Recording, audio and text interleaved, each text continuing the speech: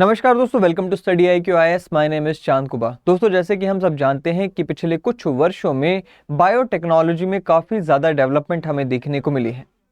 ऐसे में आर्टिफिशियल वूम आने वाले समय में एक रियलिटी बनता हुआ नज़र आ रहा है, यानी कि कृत्रिम गर्भाशय आने वाले समय में हमें देखने को मिलेगा। इसका मतलब ये होगा कि फ्यूचर में बच्चों को जन्म देने के लिए अब माँ के गर्भ की रिक्वायरमेंट नहीं रह जाएगी।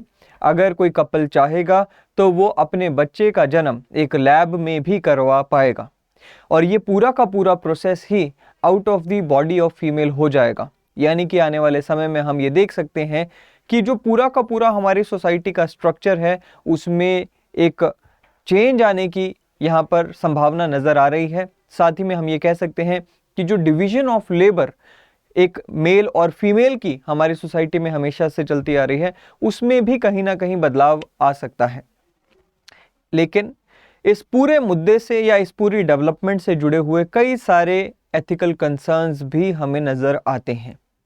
इस पूरे मुद्दे के ऊपर आज हम चर्चा करेंगे, जानेंगे कि रीसेंट ऐसी कौन सी डेवलपमेंट है जिसने फिर एक बार इस मुद्दे को दोबारा से हवा दी है, और जानेंगे कि क्या क्या एथिकल कंसर्न्स नज़र आते हैं, क्या क्या पॉजिटिव्स भी हमें इस पूरे डेवलपमेंट में नज़र आते हैं। वो आज हम जानने की और समझने की कोशिश करेंगे।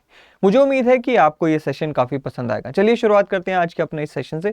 दोस्तों, जितनी भी मेरे इन सेशंस की पीपीटीज होती हैं, आप उन सभी पीपीटीज को टेलीग्राम के इस चैनल से डाउनलोड कर सकते हैं। अगर आप मुझे डीएम करना चाहें तो इंस्टाग्राम के इस आईडी पे आप मुझे डीएम कर सकते हैं। दूसरी बात ये कि अगर आप स्टडी IQIS के लाइव फाउंडेशन बैच को ज्वाइन करना चाहें तो 10th लाइव फाउंडेशन बैच आ चुका है। इस बैच की खासियत यह है कि इसमें आपको 1000+ आवर्स ऑफ लाइव क्लासेस दी जाती हैं। साथ ही में आपको मटेरियल प्रोवाइड किया जाता है, मेंटोरशिप एंड प्री की टेस्ट सीरीज़, और इसी के साथ साथ आपको मेंस के प्रैक्टिस आंसर सेशंस भी कराए जाते हैं। आप इसका फ़ायदा उठा सकते हैं। आपको चांद लाइव का ये कोड इस्तेमाल करना है और एक बहुत ही डिस्काउंटेड प्राइस पे आपको ये पूरा का पूरा बैच मिल जाता है। चलिए अब बात करते हैं एक सवाल से। इसमें है कि have you ever imagined a baby being produced in a factory like environment? ये आप कभी सोचा आपने कि अगर बच्चे एक फैक्ट्री लाइक एनवायरनमेंट में, एक लैब में ही पैदा होना शुरू हो जाए? इस पूरी जो फील्ड है उसे कहा जाता है एक्टोजेनेसिस। एक्टोजेनेसिस का मतलब ही ये होता है that genesis outside the body, यानी कि बॉडी के बाहर एक बच्चे का जन्म होना, उसी को एक्टोजेनेसिस कहा जाता है। एक साइंटिफिक फील्ड है, एक नई डेवलपमेंट हमें साइंस में देखने को मिल रही है। नाउ इसमें फुल एक्टोजेनेसिस भी होता है, पार्शियल एक्टोजेनेसिस भी होता है। पार्शियल एक्टोजेनेसिस में मैं आपको बताना चाहूँगा कि कुछ हिस्सा प्रोडक्शन का या कुछ पार्ट ऑफ प्रोडक्शन जो है वो मदर की बॉडी के अंदर होता है, और बाकी का जो पार्ट ऑफ प्रोडक्शन है, जो प्रोसेस ऑफ प्रोडक्शन है, वो मदर की बॉडी के बाहर होता है। लेकिन अब फुल एक्टोजेनेसिस की तरफ हमारी जो साइंस है या हमारा जो साइंटिफिक वर्ल्ड है वो बढ़ता जा रहा है। फुल एक्टोजेनेसिस में क्या हो जाता है? A complete alternative to human gestation, embryos would be created via IVF and transferred into a artificial womb for whole duration of the gestation period। अब हम जानते हैं कि 9 months का gestation period रहता है एक ह्यूमन बेबी का। होगा क्या? IVF के द्वारा यहाँ पे शुरुआती प्रोसेस किया जाएगा। उसके बाद एम्ब्रियोज जब क्रिएट हो जाएंगे, उसको गर्भ की बजाय उसको कहाँ पे ट्रांसफ़र कर दिया जाएगा? आर्टिफिशियल वूम में, यानी कि कृत्रिम गर्भ में, एक लैब में जो कि रखा होगा, वहाँ पे ट्रांसफ़र कर दिया जाएगा। और जो ये 9 मंथ्स का प्रेगनेंसी पीरियड होता है, ये जो एम्ब्रियो होगा, जो शिशु होगा, वो उसी जो एम्ब्रियो है या उसी जो वूम है उसमें बिताएगा। Now there is this company called EctoLife. इसने एक नया प्रोडक्ट लेकर आए हैं, और ये जो एक्टोलाइफ है ये वर्ल्ड की फर्स्ट आर्टिफिशियल वूम फैसिलिटी है। ये artificial womb facility which is just a concept for now, ये अभी की डेट में कंसेप्ट है, लेकिन मैं फिर भी आपको बता दूं कि इस फैसिलिटी को जो लाने वाले व्यक्ति हैं उनका ऐसा कहना है कि इस फैसिलिटी के जितने भी पार्ट्स हैं उन्हें डेवलप कर लिया गया है। इस फैसिलिटी के पार्ट्स को बस असेंबल करना रह गया है। अगर हमें एथिकल कंसर्न से छूट दे दी जाए, हम इस फैसिलिटी को कभी भी ऑपरेशनलाइज कर सकते हैं, उसे असेंबल कर सकते हैं। नाउ क्या है इस फैसिलिटी का जो पार्ट है वो देखते हैं हम। कहता क्या है कि world's first artificial womb facility है which is just a concept for now, which offers a way for parents to produce customized babies. Now, जब आर्टिफिशियल वूम आ जाएगा, यानी कि गर्भ एक मदर के इनसाइड ना रहकर एक लैब में आ जाएगा, तो लैब में तो फिर आर्टिफिशियल बेबीज या कस्टमाइज्ड बेबी भी बनाए जा सकते हैं. सो कस्टमाइज्ड बेबीज बनाने का कंसेप्ट इसी आर्टिफिशियल वूम के साथ जुड़ चुका है. The concept is the brainchild of Berlin based Hashem Al Ghaili, a producer, film maker, जो कि साइंस में काफ़ी ज़्यादा इंटरेस्ट रखते हैं. इनकी ये फैसिलिटी है. अब इस पूरी स्टेज में जहाँ पर हम इस कंसेप्ट के बारे में थोड़ा सा जान चुके हैं, नेचुरल है कि और कई सारे सवाल हमें मन में आते होंगे, जैसे कि आर्टिफिशियल वूम फैसिलिटी होती क्या है, कैसे काम करती है, फीचर्स क्या हैं और इसकी नीड क्या है.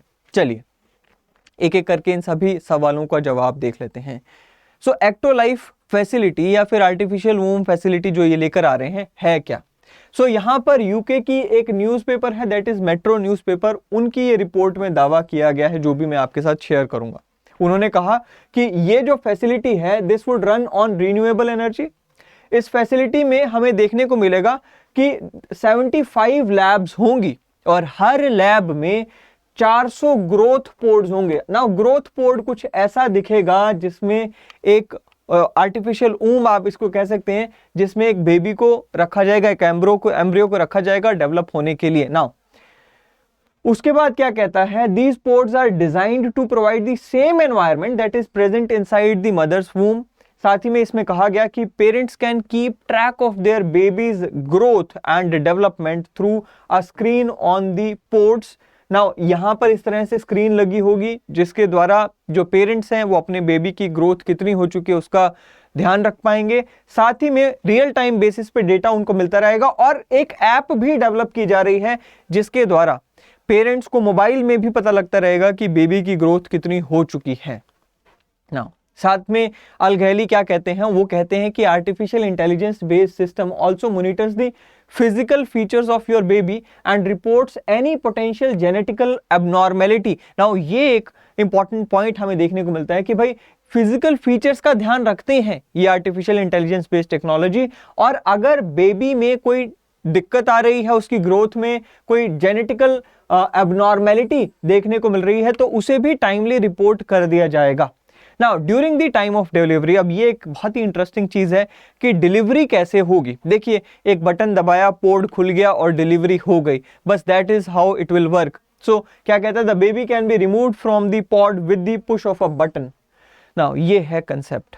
अल घैली इसमें और ऐड करते हैं and he says that such artificial womb facility could become a reality in 10 years or so if ethical restrictions are removed. So ये कह रहे हैं कि मैक्सिमम 10 वर्ष हैं, अगर एथिकल रिस्ट्रिक्शंस को रिमूव कर दिया जाए तो 10 वर्षों में हम सारे पार्ट्स को असेंबल कर लेंगे और ये एक रियलिटी बन जाएगा.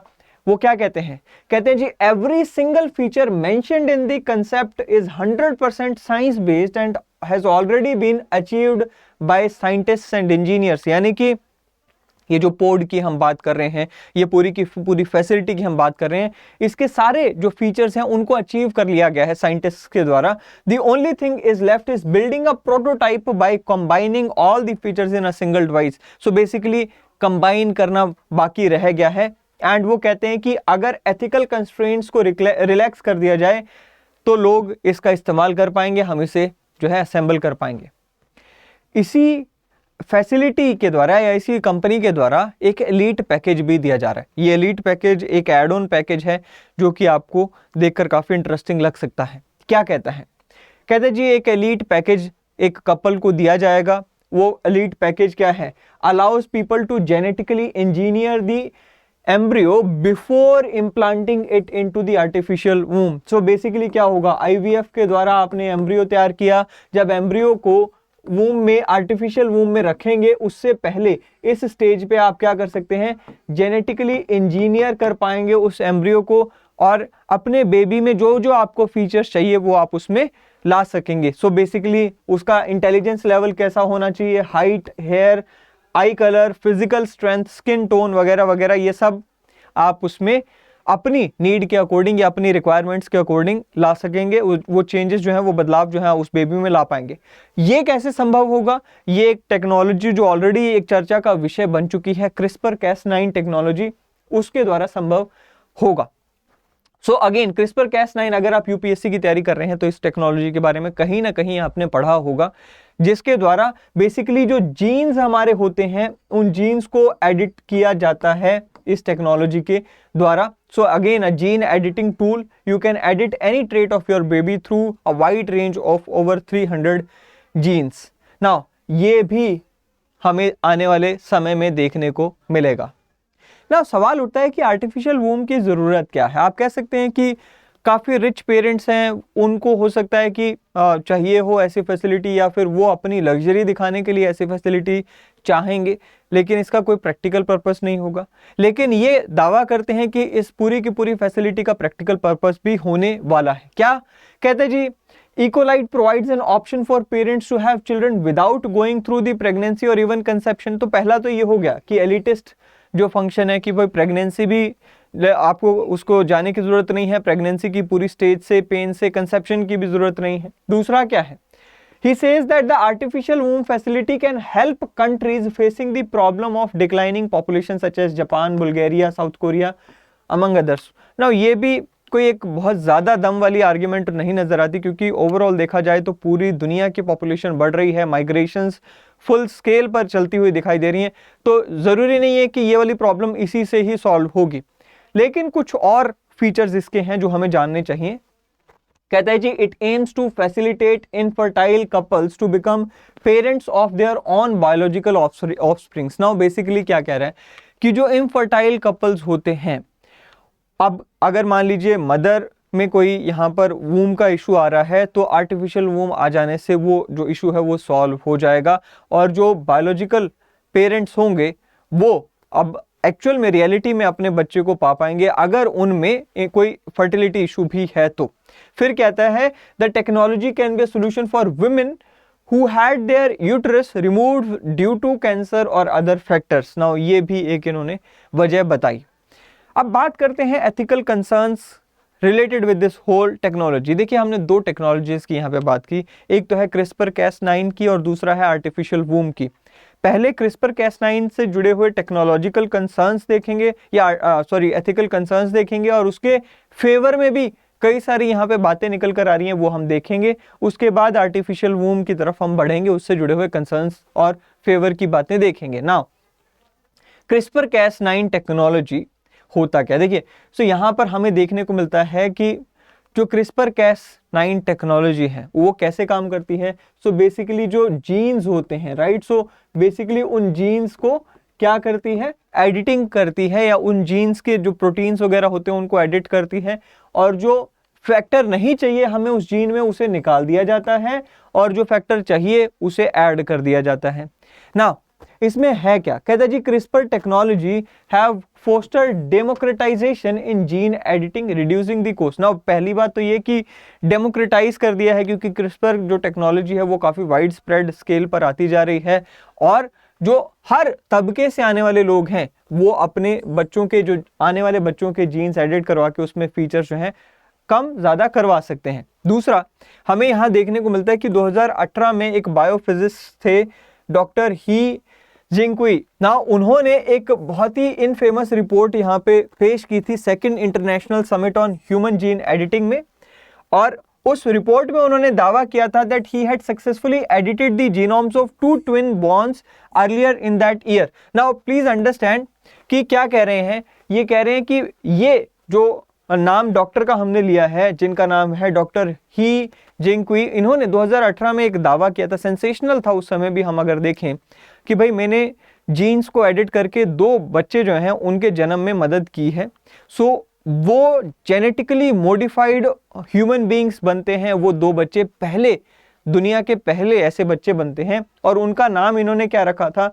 लुलू एंड नाना, उनका नाम इन्होंने उस समय रखा था। ना कंसर्न क्या आता है? कंसर्न ये आता है कि अगर ये जो 2 बच्चे जो कि ऑलरेडी जेनेटिकली मॉडिफाइड बच्चे हैं, अगर ये आगे कल को जाकर माता पिता बनते हैं, इनके जो भी बच्चे होंगे उनमें भी वो जो एडिटेड जीन्स थे वो पास ऑन हो जाएंगे।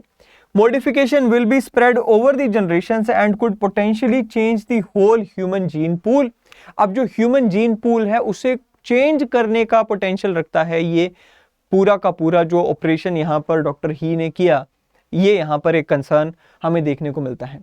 लेकिन एट द सेम टाइम जो ये पूरी की पूरी क्रिस्पर टेक्नोलॉजी है, इसके फेवर में भी कुछ बातें निकल कर आई हैं।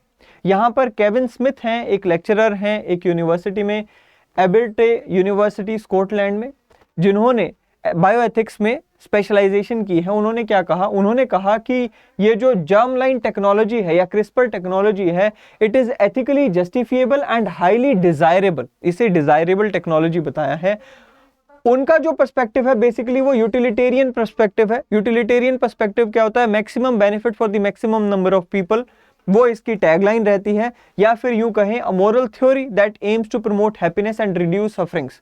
उनका ऐसा मानना है कि क्रिस्पर टेक्नोलॉजी जो है वो जीन्स में मॉडिफिकेशन करके massively it will reduce the human suffering and social burden resulting from genetic diseases. Now कई सारे लोगों में हमें जेनेटिक डिजीज देखने को मिलते हैं। कई सारे लोगों में जैसे डायबिटीज की प्रॉब्लम है या फिर और कई सारे इश्यूज जेनेटिकली पेरेंट्स से बच्चों में इनहेरिट हो जाते हैं। तो इनका कहना है कि क्रिस्पर टेक्नोलॉजी ऐसे सभी केसेस में काफ़ी ज़्यादा मददगार साबित होगी और वो सभी बच्चे जो कि अदरवाइज अपने पेरेंट्स से इनहेरिट करते जेनेटिकल इश्यूज को, इस टेक्नोलॉजी की वजह से बच जाएंगे और उनका जीवन आसान हो जाएगा।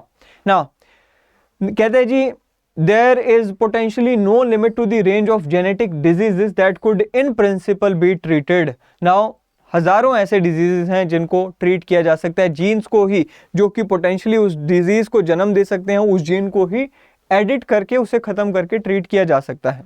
लेकिन एक चीज और भी है कि हालांकि डॉक्टर स्मिथ का जो रैशनल है वो बिल्कुल क्लियर व्यू पॉइंट है उसका, लेकिन स्टिल माइनॉरिटी में ही इनका पर्सपेक्टिव आता है क्योंकि मेजॉरिटी अभी भी इस टेक्नोलॉजी के खिलाफ है। उन्होंने कहा कि however this must be tempered with the risk of alienating the sectors of the public which might lead to widespread distrust in the medical authorities, that is a worse outcome overall and thus one must be avoided to on utilitarian ground। so basically इन्होंने ये कहा कि public का इसमें trust खत्म हो सकता है क्योंकि अगर इस तरह के जो बेबीज हैं आने लग गए, कल को ना जाने कि क्या इसका मिसयूज हो जाए। पब्लिक का जो ट्रस्ट है जीन एडिटिंग में या इस पूरी की पूरी मेडिकल लाइन में वो यहाँ पर खत्म हो सकता है। Reductionist medical value ethical value system, ना इसको भी थोड़ा सा समझते हैं। कुछ स्कॉलर्स हैं, उन्होंने यहाँ पर क्या कहा? उन्होंने डॉक्टर स्मिथ के जवाब में ये कहा कि we think that people can not be reduced to their disease exclusively. उन्होंने कहा कि आप यहाँ पे सिर्फ लोगों को केवल इस नज़रिए से नहीं देख सकते कि वो बीमार हो सकते हैं या उनके जेनेटिकल डिजीज हो सकते हैं, उसे रिड्यूस करने के पर्सपेक्टिव से ही आप उन्हें देखें, ये ठीक नहीं है। उन्होंने कहा कि it is a small portion of their human experience. Instead of eliminating the disease the priority should be maximising the human potential that of the affected person. Now इन्होंने क्या कहा? इन्होंने कहा कि भाई आप जीन्स को एडिट कर देते हो और जीन्स को एडिट करके आप ये कहते हो कि हमने एक आने वाले ह्यूमन बीइंग को बीमार होने से बचा लिया। कहते जी आप एक ह्यूमन बीइंग को उस पर्सपेक्टिव से ना देखें। अगर आपको करना ही है तो इस ह्यूमन बीइंग को स्ट्रॉन्ग बनाएं ताकि वो अगर कोई बीमारी आ भी जाए उससे लड़ने के लिए यहाँ पर काबिल हो। फिर एक और स्लिपरी स्लोप का यहाँ पर आर्ग्यूमेंट एथिक्स में हमें देखने को मिलता है, वो भी क्या है चलिए देखते हैं। नाउ स्लिपरी स्लोप का आर्ग्यूमेंट होता है कि आपने कोई ऐसा काम किया जो कि एथिकली एक्सेप्टेबल नहीं है किसी एक पर्पस के लिए।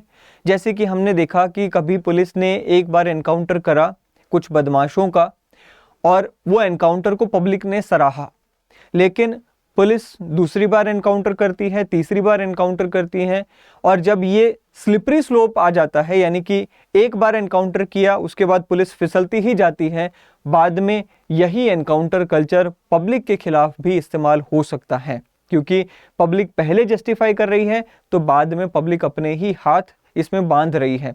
नाउ यही सेम आर्ग्यूमेंट यहाँ हमें देखने को मिलता है कि जो ये जेनेटिकल इंजीनियरिंग टेक्नोलॉजी या फिर जो क्रिस्पर टेक्नोलॉजी है, इसे आप पहले इस्तेमाल करते हैं कि एक जो जीन में कोई डिजीज़ है उसे ख़त्म करने के लिए, लेकिन बाद में आप इसी टेक्नोलॉजी का इस्तेमाल कर रहे हैं क्या, आर्टिफिशियली बेबीज़ को डिज़ाइन करने के लिए, जो कि ह्यूमन कैपेबिलिटी से बाहर हो सकता है या फिर ह्यूमन पोटेंशियल से ज़्यादा आप उससे एक्सपेक्ट करके उसके लाइफ के साथ खिलवाड़ कर सकते हैं। हो सकता है कि एक डिजीज़ को ठीक करते करते और उसमें ऐड ऑन करते करते उसमें कई सारी और नए इश्यूज डेवलप हो जाए ना। अब बात करते हैं एक्टोजेनेसिस की। इससे जुड़े हुए जो अलग अलग पर्सपेक्टिव हैं वो हम यहाँ पर देखेंगे ना। एक्टोजेनेसिस का जो पहला पर्सपेक्टिव हमें देखने को मिलता है वो कहता है कि ectogenesis may render women vulnerable to either male assimilation और अग्रेशन। यहाँ पर एक स्कॉलर है, उन्होंने कहा कि in long term ectogenesis will fundamentally undermine the importance और even the existence of category of mother. उन्होंने कहा कि देखिए डिवीजन ऑफ लेबर सोसाइटी में हमेशा से चलता आ रहा है, लेकिन अब अगर आप उस डिवीजन ऑफ लेबर को ख़त्म कर देंगे, मदर की जो एक जगह थी सोसाइटी में वो ख़त्म हो जाएगी। विमेन ऑलरेडी पेट्रियार्कल सोसाइटी में प्रेस्ड की गई हैं, और ऐसे में अगर मदर की वो जो भूमिका है वो भी ख़त्म कर देंगे हम इस टेक्नोलॉजी के द्वारा, it is very much possible कि आने वाले समय में जो पेट्रियार्कल सोसाइटी है वो और ज़्यादा अग्रेसिव हो जाए, क्योंकि अब महिलाओं की ज़रूरत उन्हें उतनी नहीं नज़र आएगी। क्योंकि जनरली हम देखते हैं कि पेट्रियार्कल सोसाइटी में रिप्रोडक्टिव फंक्शन ऑफ विमेन जो है वो एक बहुत बड़ा रोल उनकी स्टेटस में निभाता है। Now that is unfortunate reality, but yes this is one of the concerns जो कि यहाँ पर सामने आया है।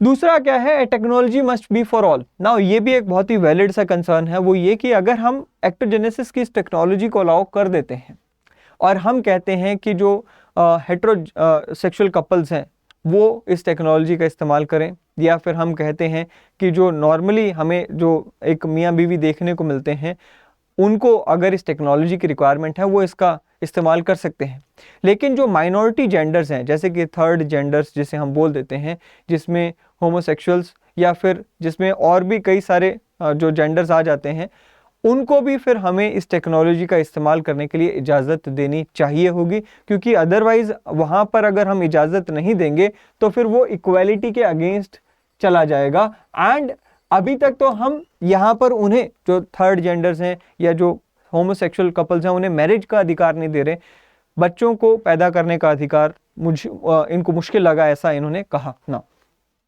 इन्होंने कहा कि it will remove the fundamental basis of women's operation. अब ये पॉजिटिव आर्ग्यूमेंट यहाँ पर हमें देखने को मिलता है, चलिए वो भी देख लेते हैं। इन्होंने एक स्कॉलर ने कहा कि the fundamental basis for women's expression is the link between femaleness and reproduction and that this link should be broken. इन्होंने ये भी कहा that ectogenesis hold the potential to enable us to do this by radically challenging the dominant notions of gender categorized and family roles. So basically ये एक positive तरीका है इस पूरी की पूरी टेक्नोलॉजी को देखने का। उन्होंने कहा कि देखिए हमेशा से जो डिवीजन ऑफ लेबर हम देखते आए हैं वहाँ पे महिलाओं को सिर्फ उस रोल तक जो है यहाँ पे लिमिटेड रखा गया है कि उन्हें बच्चे पैदा करने हैं और उनकी संभाल करनी है ना। अगर ये टेक्नोलॉजी आ जाती है वो जो पूरा का पूरा नोशन है बच्चे पैदा करने वाला वो ही टूट जाएगा, महिलाओं को और ज़्यादा बेहतर फ्रीडम मिलेगा, ऐसा इनका मानना है। फिर आता है जी foetus apart from female body. Now ये कंसर्न है। उन्होंने एक स्कॉलर ने कहा कि foetus inside a female body are literally the part of the pregnant women and thus birth is not just a small change of location. Now उन्होंने क्या कहा कि भाई देखो जो मदर होती हैं उनके अंदर जब बच्चा होता है, फीटस होता है, तो वो उसकी बॉडी का एक अंग की तरह ही होता है, कोई ऐसा नहीं कि सेपरेट है, वो उसी की बॉडी का अंग एक तरह होता है और वहीं पे बॉन्डिंग मदर की उस बच्चे से हो जाती है। अगर ये पूरा का पूरा प्रोसेस आप चेंज कर देंगे तो यहाँ पे जो मदर चाइल्ड की बॉन्डिंग है उसके ऊपर भी खतरा पैदा हो जाएगा। फिर आता है free mother from foetus treatment. Now please understand इसका क्या मतलब है।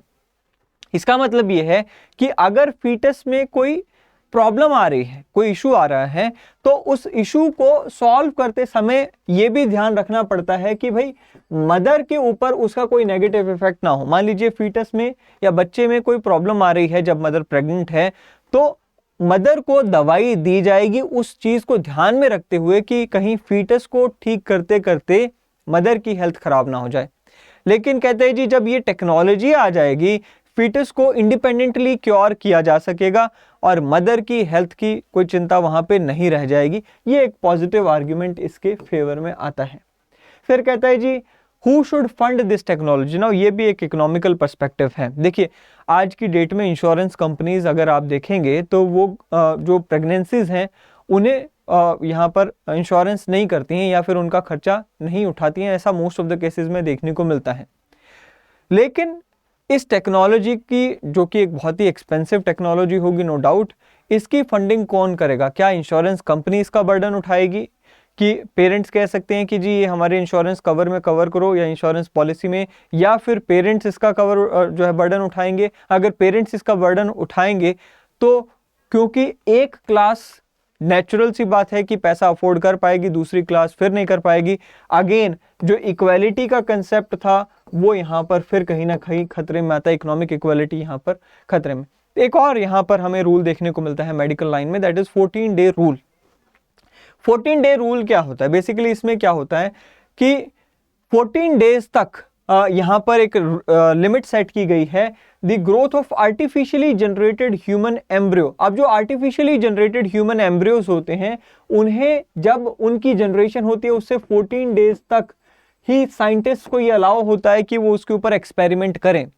14 डेज के बाद उस एम्ब्रियो में प्रिमिटिव इंस्टिंक्ट्स आनी शुरू हो जाती हैं, एक इंसान की तरह वो बिहेव करने की तरफ बढ़ना शुरू हो जाता है। उसके बाद उस एम्ब्रियो को डिस्कार्ड कर दिया जाता है, क्योंकि अभी भी हम ह्यूमन लाइफ को सेक्रेड मानते हैं और हम ये समझते हैं कि 14 डेज के बाद एम्ब्रियो से अगर हम खिलवाड़ कर रहे हैं सो बेसिकली हम ह्यूमन लाइफ से ही खिलवाड़ कर रहे हैं। सो ऐसे में उस एम्ब्रियो को डिस्कार्ड कर दिया जाता है, उसके ऊपर एक्सपेरिमेंट नहीं किए जाते हैं।